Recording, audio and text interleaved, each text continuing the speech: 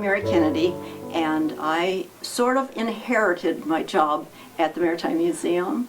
My husband, it was his brainchild to start the museum, and his real dream in life was to have a Maritime Museum. But in order to get the Maritime Museum, he ran the Queen II.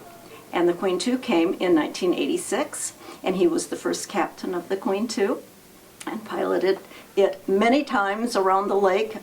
He was the only captain for a while back in 1986, and we had a burning of the mortgage in 1991, and we were able to open up our first Maritime Museum then, and it was located right on the lakefront in a small building. And over the years, Steve just was having more and more people ask him if we were going to have a larger museum, because he was collecting many things. We had many things in our garage, in our basement, things that needed a place to be.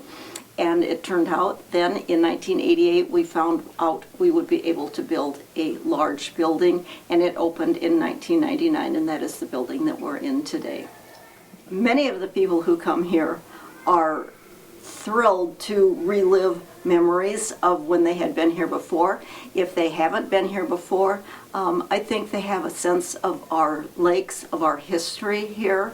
We have a lot of history here, and that was Steve's dream, was to preserve our history, especially our nautical history, but we kind of do branch out and do local history as well. And it just gives people a sense of what our lakes area are all about and how important the lakes are here. My husband Steve lived on East Okoboji Lake, and his family had a heifer. His brother worked for the Heifer Boat Company, and so heifers were in their family.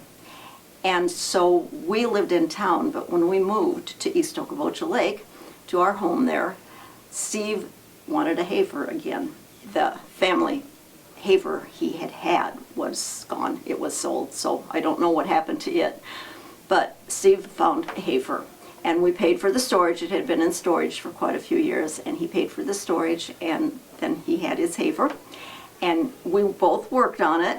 It needed a lot of work, and since we were doing the work ourselves, we didn't do a great job. As it turned out, we ended up trading Steve's motorcycle for a new deck on the heifer.